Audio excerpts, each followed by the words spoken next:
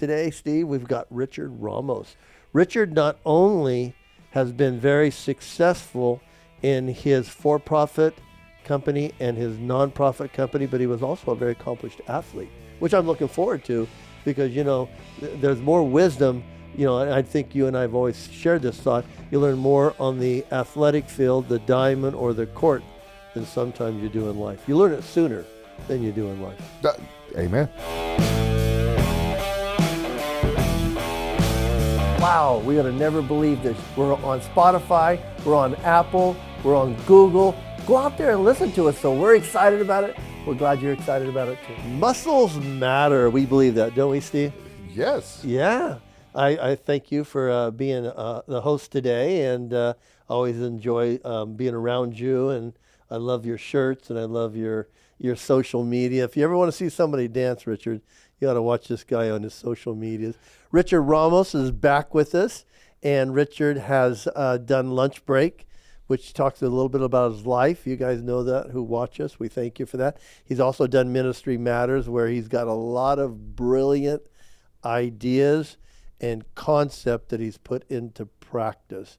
We had Dr. Rizzo that said that he is a scientist that can explain it down to the gardener's level, right, Richard? That's it. When I say gardener, Richard uses a lot of horticulture and analogy, so I love that. Richard, Steve and I are here, and one of the things we love is athletics.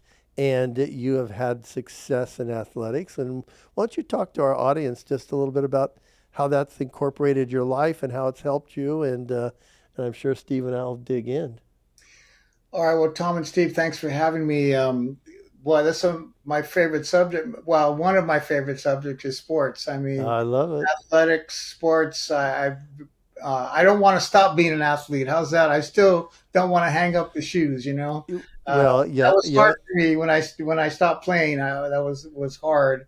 I was trying to sign a contract in the first with here in the States, but God had other plans. So, but yeah, I grew up, playing at the park just like most kids do, and found the talent just kind of came, natural to me, which is a real blessing to be able to play ball and just, not struggle so much with that part of it. It's just a matter of honing your skill and then getting coached. But I went on to play varsity baseball, basketball, and football in high school, and played. What school did you go? What high school did you go to, Richard? I went to Franklin High School in Los Angeles, in Highland Park. Yeah, it's in northeast LA. Rich, I think you're familiar with that, right? No, I was more from the Inglewood area. Yeah, that's right. Yes. That's right. Oh, Yeah, South Compton, Central. England. Okay. Yeah, but LA is a very competitive area. A lot of great athletes come out of there. And then I played 2 years of college baseball at Valley Junior College. I played 1 year of football there, but then I decided that trying to do both was hard. So I stuck to baseball. Played with Bobo Castillo I played against Bobo Castillo in high school, and I played with him in junior college. And if you don't know who he is, he went on to pitch for the Los Angeles Dodgers and played on the 1981 World Series team. And he was a former hardcore gang member from Lincoln Heights. So we knew each other in high school. But anyway, from there, I went on to play at the University of Cal State Dominguez Hills down in Carson, and played 2 years of baseball there. And then after that, I went on to semi-pro baseball and played in scout leagues for several different major league teams where all the games are scouts there, and you hope they see you and try to sign a contract. So yeah, so I played a lot of ball, and it was great. It was fun, and I love it. And no hard feelings, but I am a season ticket holder for the Rams. Okay, so I don't know where you guys go. I'm all about the Rams, Dodgers, and Lakers. Just want you to know. You're true and blue, and you preach a lot about loyalty, especially through your Parents on a Missions curriculum. And I love that.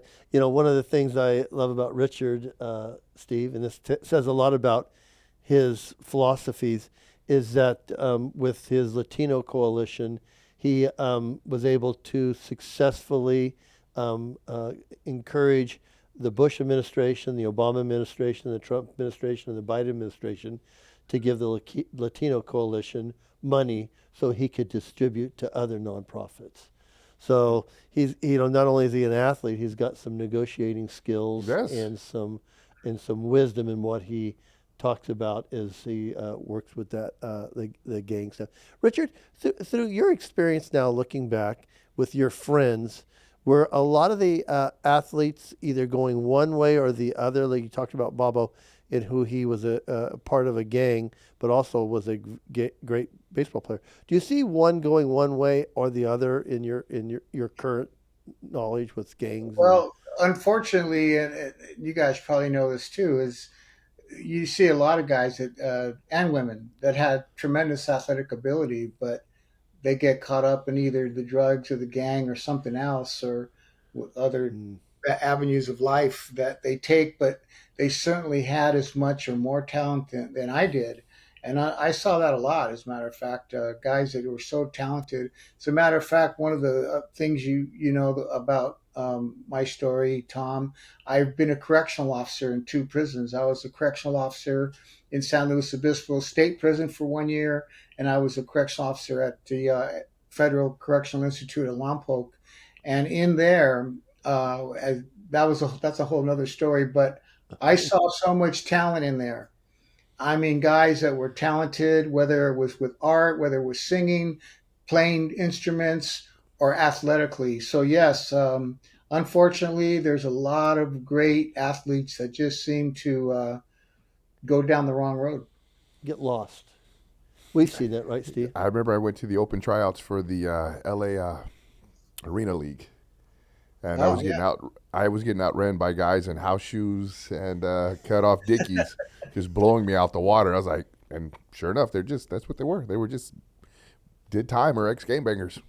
Yeah, just wow. Richard, so as fitness, there again, I mean, you and I, went to school when the dinosaurs roamed the earth. I mean, that's easy to say, especially we age ourselves sometimes. But I know that physical fitness was something that was a little different. Pull-ups, push-ups. The calisthenics were big. When did you get introduced to weights? yeah. I started lifting weights when I was 14 years old by one of the football coaches at Franklin. He really got me. He, matter of fact, got the whole team into it. He Before was a that, smart man. one of weightlifting was not a big part of the Franklin football program until this guy Yes. came in 1969, and he introduced and really got people, on benching, all the thing, deadlifting, all the things you snatch, and all the things you do. But that's Yep. when I started, and since that time, I've always lifted weights. I don't lift like I used to, and like you guys probably do. Oh Uh, no. I stay with it. I belong to a program right now. I've been there 6 years. I go either at 5:30 or 6:30 every morning. Not always on Sunday. I don't normally go, but during the week I go, and it's a beautiful program. Upper body, lower body, full body cardio, and I love it. It's very athletic. The routines that we do, the circuits are athletic, and I love it. So yeah, I'm still at it, man. Trying to keep up with the young dogs in there. I'm usually one of the older guys in there, but I hold my own. Well, Richard, kind of throw that into your philosophy because, as the Bible talks about mind, body, and spirit, it's in First Thessalonians 5:23. How does that help you keep yourself in the game with Parents on a Mission and the Latino Coalition? Well, every morning I'm up at 4, 3:30, 4:30 to have a little quiet time. The devotion, reading, meditation, prayer, because I understand that my spirit has to be in that place of quiet solitude, that place of peace, which is, not always easy to get once you get out there and start doing everything that we do. I have a quote here by Seneca, one of the Greek philosophers, and I love this quote, and I keep it here in front of me all the time. He said, "There is no more reliable proof of greatness than to be in a state where nothing can happen to make you disturbed." Think about that one. And we have so much coming at us, the pressure of whether it's ministry or responsibility, deadlines, things that happen with employees, family, marriage, kids, stepkids. I mean, there's just so many things. So I know that I have to spend that time with building my spirit.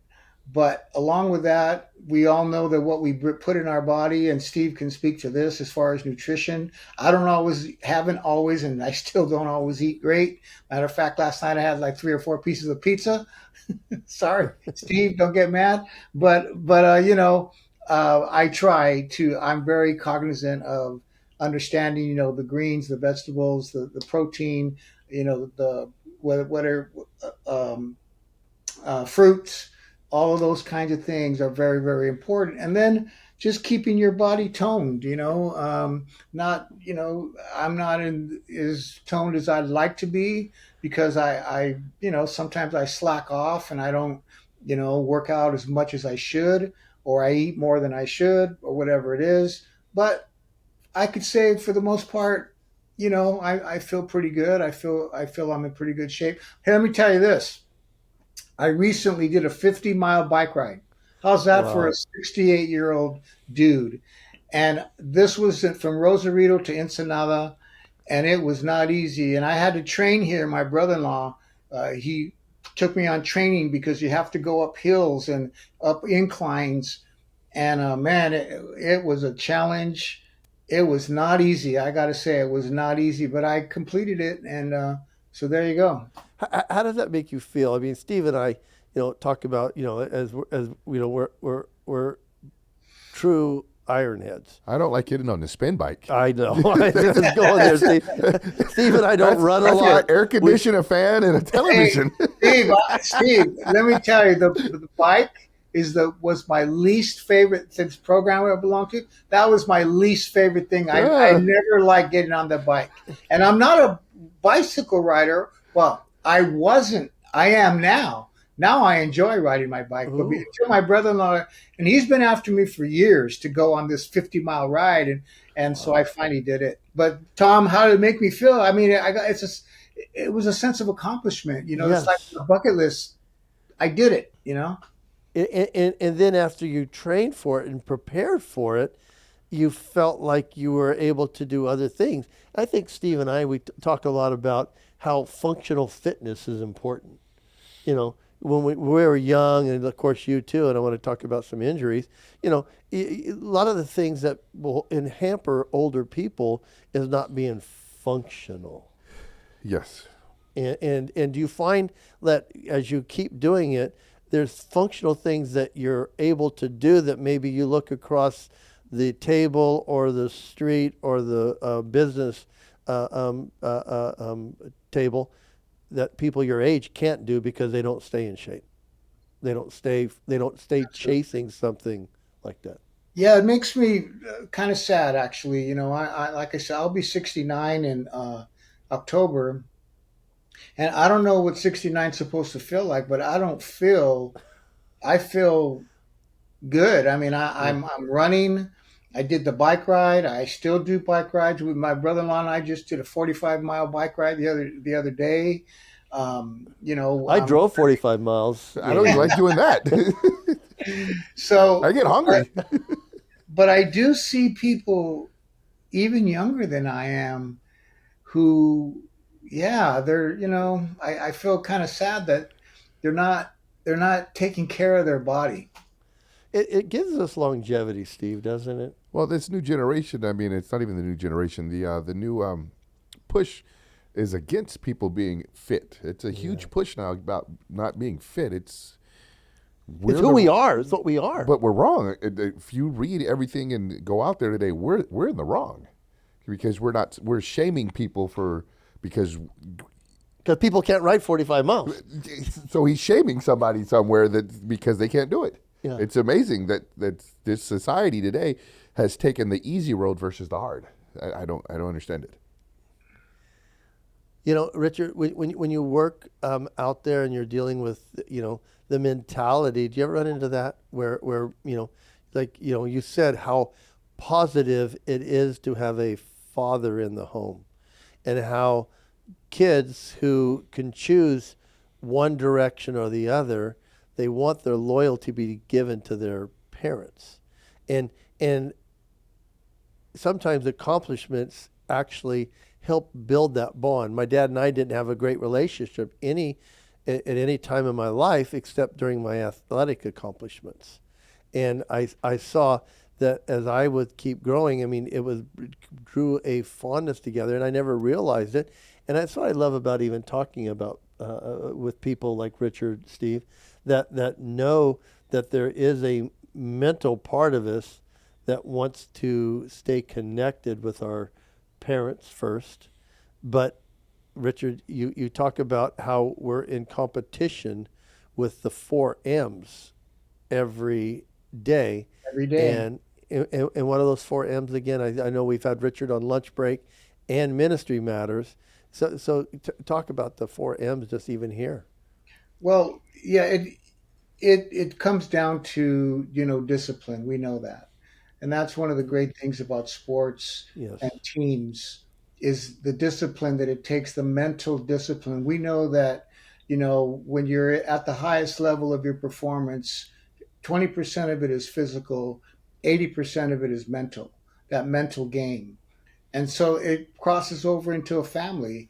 If mom and dad can be disciplined in the way they get up in the morning, if they set aside time, maybe on a Saturday, parents work, we understand that. Kids understand mom and dad can't be at everything all the time. But if we are disciplined enough to say, well, on Monday night, we're going to do this, or on Saturday, we're going to play games, or you know what, we're going to plan an outing, go to the park or the beach or maybe to somewhere, that takes discipline. That takes not reacting to life, but creating your life. And there's a lot of people that they just react to life. They're just reacting to things rather than creating their life and planning. And that takes discipline. And of course, if you're not eating correctly and you're not, having those supplements and nutrition, then you don't feel good in the morning. You don't sleep well. You don't feel good. You're lazy. You're tired.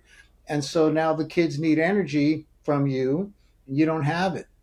And, to be fair, we work, we go to work, and that can be, who knows, you might work in an environment that is not very healthy. It might be toxic. It might be ugly and hard, or maybe the environment you work in is great.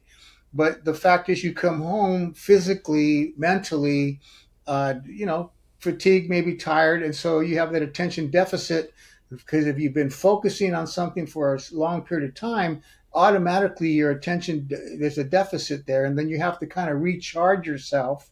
So you're saying, okay, like what I used to do a lot of times, I'd come home and I'd sit in my car and I'd say, okay, I need to take a breath here. I got to go in this house. I got to see what's been going on, and I need to be present for whatever's going to come, whether my kids or whatever, my wife might be, whatever it was. But see, all of that takes discipline. And I think it falls in, or Steve could speak to it, but I think nutrition plays a big part in that. Yeah, gut health. Yeah, no. It's one of the things that people overlook is gut health. The gut, how would I best say this?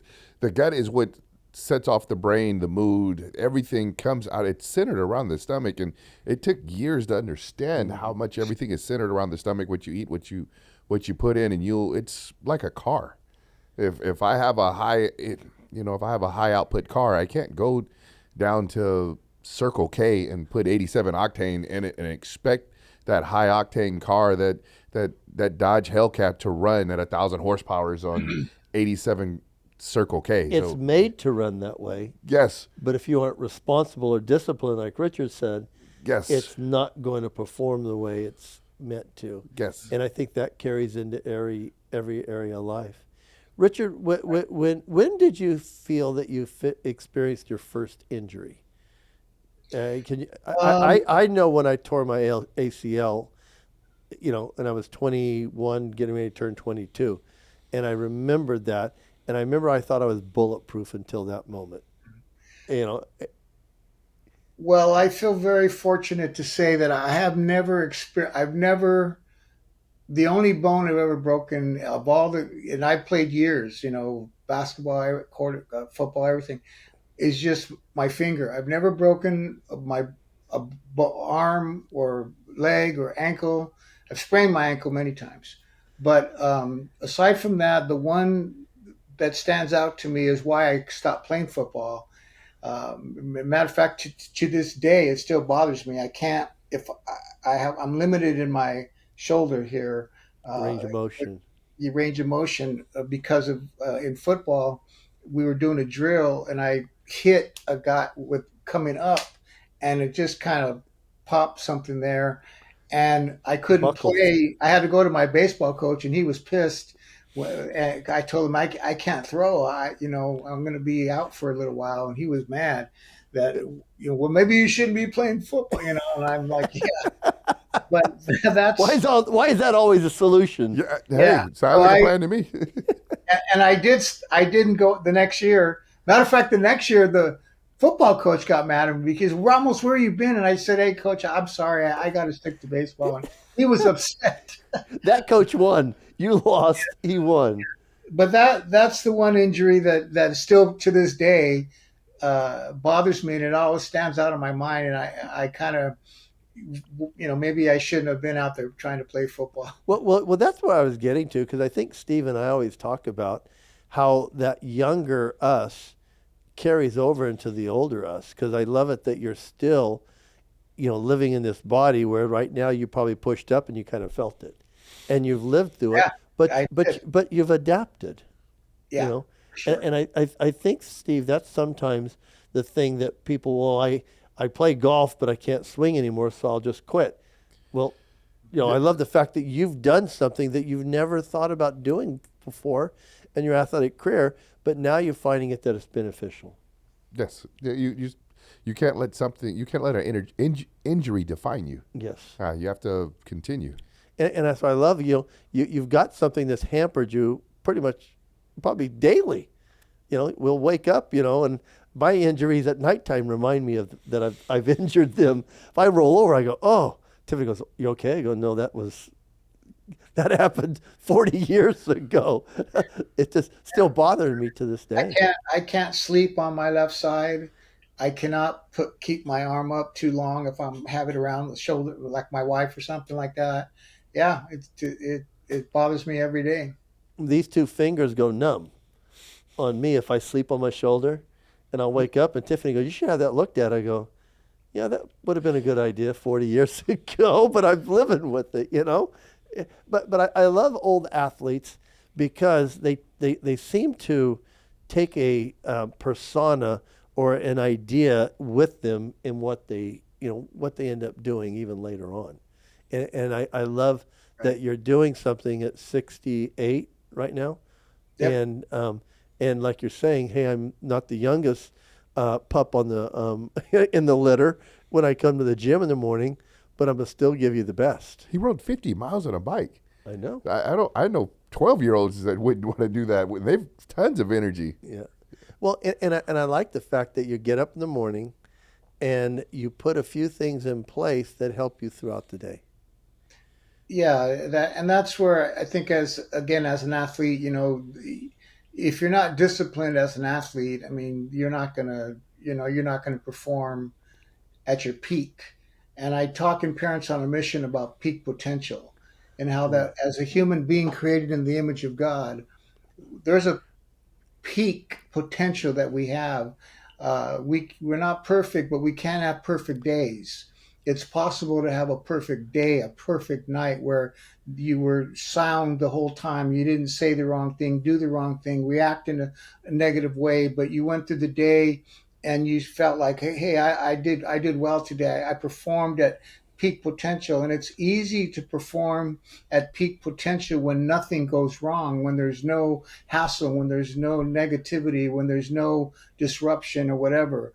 But it's when those negative, disruptive things happen and you're able to not react, because that's usually negative when it comes to relationship, but you're able to respond and you utilize that space that God has given us to think and to reason and to choose a response versus animal instinct of reaction.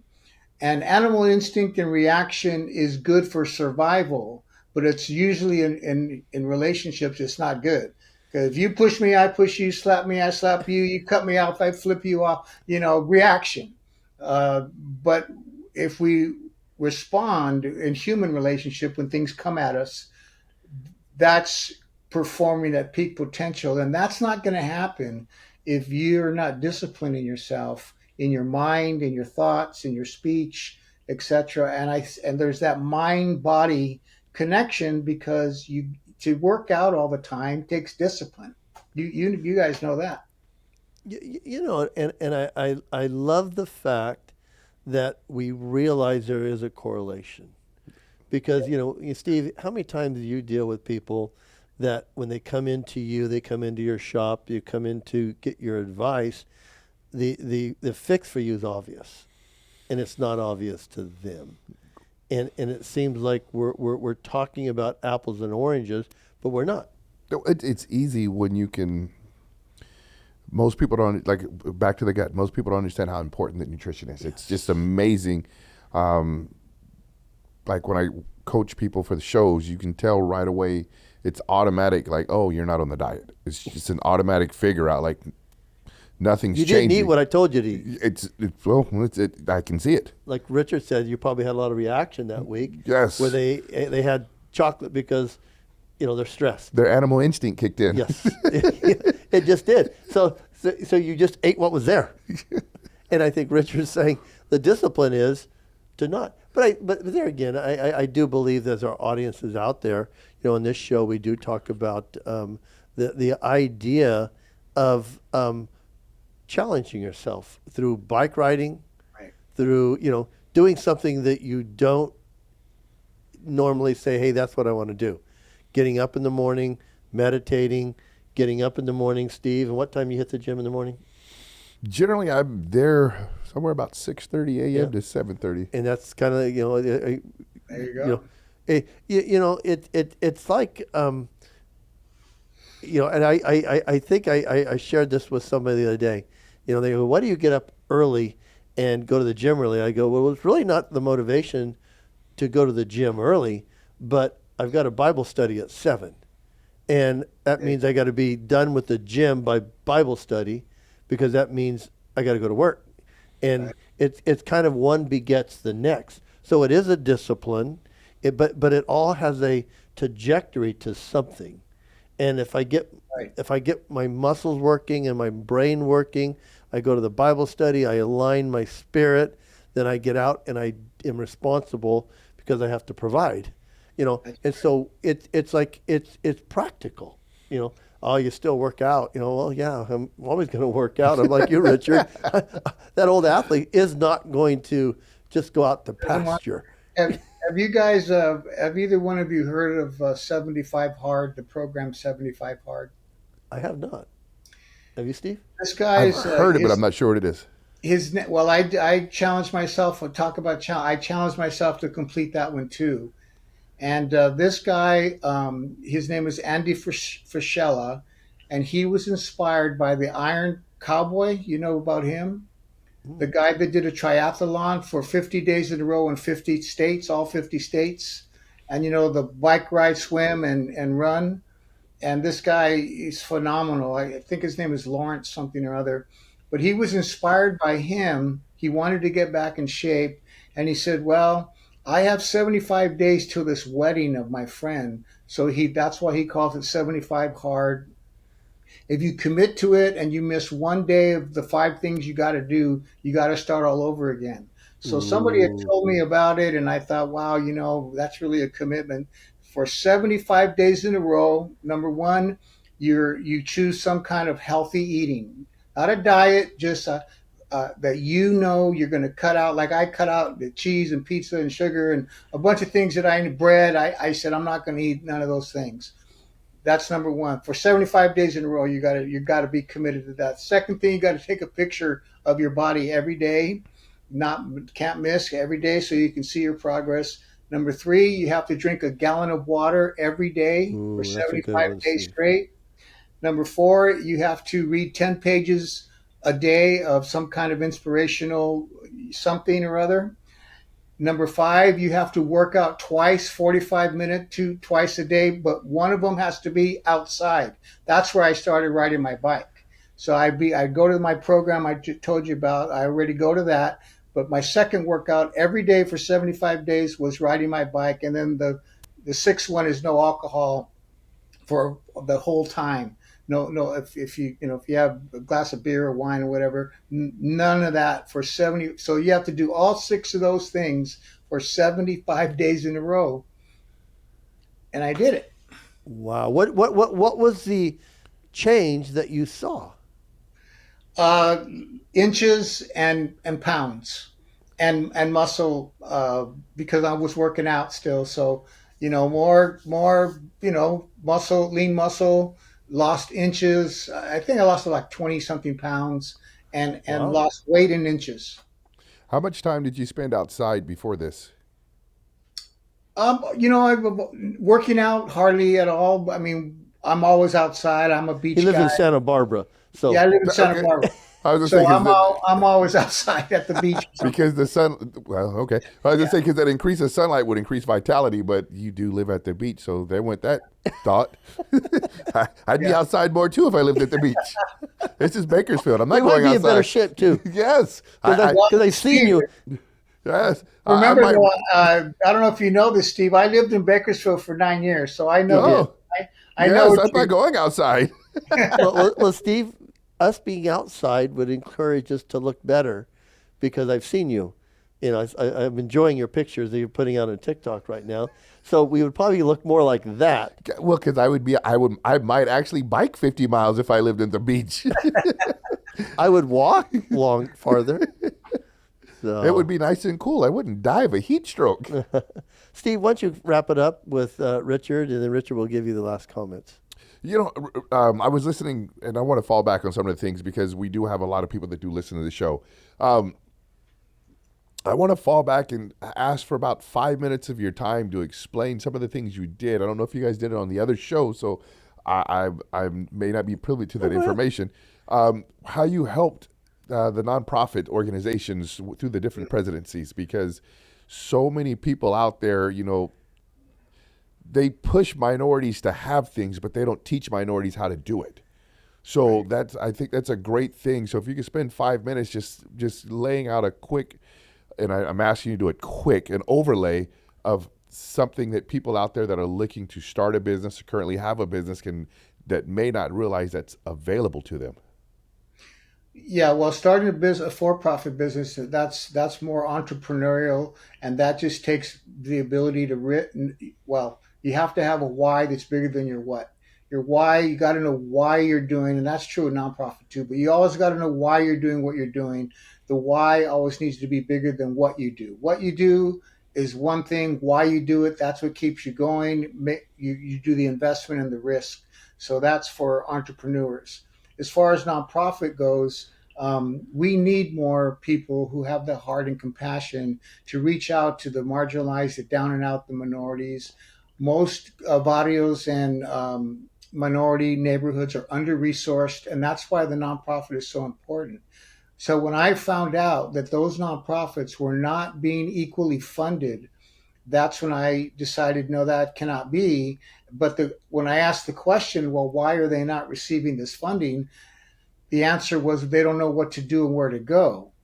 So I got together some people I knew to create an entity that would give them the access where to go, where to go, and how to get the money from us.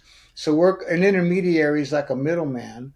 So we access federal dollars, state dollars, philanthropic dollars on behalf of these small grassroots, compassionate people. And so they can come to us, and we make it a little easier for them to receive the funding, because we know that they are doing the real work. They were doing it before we got there, and they're going to do it Yeah. after we leave, because that's their barrio, that's their neighborhood. So but they need money, real money. And most nonprofits, they're getting $5,000, 25,000, and that's pretty good. But our average grants are to like $300,000 to $500,000, and that gives people an opportunity to hire people and run programs. So what I would say to somebody who's listening, that if you wanted to do that, uh, the main thing is know why. Why do you want to start this nonprofit? And surround yourself with some people who really have the same heart that you do. The second thing about money funding is building relationship. You got to introduce yourself. There's foundations in Kern County that would be willing to fund, but you have to go introduce yourself to them. You can't be afraid to pick up that phone, take the initiative, sit down. We call it a meet and greet, and just share, here's what we're doing, here's what we want to do, anything you can help me with. They'll understand what you're asking. You're asking for help, and you're asking them to consider you to be funded by them.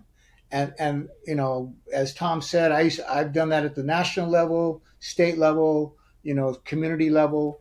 But that's kind of how it works. There's a lot more to it, but like you said, I'm trying to be very just quickly go.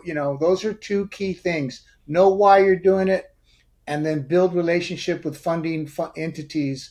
And most of the time, you're going to come away with some dollars to help you get started. Do we have a contact place for Mr. Ramos here? Yeah, we'll put it up, but go ahead and say it again, Richard. How do they get a hold of you? Yeah, you can get a hold of me at R Ramos, RRAMOS at latinocoalition.org. Or you could get a hold of me at Richard at parentsonamission.org. Either one of those, that's my email, and I'll respond to that. I love it. Well, Richard, thank you for giving us your time on all three shows. So if you're watching Muscle Matters, make sure you watch Lunch Break and The Ministry Matters, where Richard kind of explains some of his philosophies. Steve, thank you for sitting in. I always like your insightfulness and your wisdom that you've garnered through all the things that you've done. Bumping my head into the wall, yes. Yeah. Yeah, I love it. Richard, Steve, how do they get a hold of you? Where do they find you at? Oh, I'm at 7420 District Boulevard, Sportlander West, right across the street from Nestle's Ice Cream. Yeah, there again, that's that oxymoron. See Nestle, then go to Sportslander's That's West. why I always mention it, because you're going to know where the ice cream place is at. I love it. Richard, hey, man, thank you for being on this show. I just love what you do and how you do it. I think My that's pleasure. the important thing. Steve, I love what you do and how you do it, brother. I really do. So if you're out there, hey, thank you for tuning in, and God bless. Pleasure meeting you, brother. Thank you.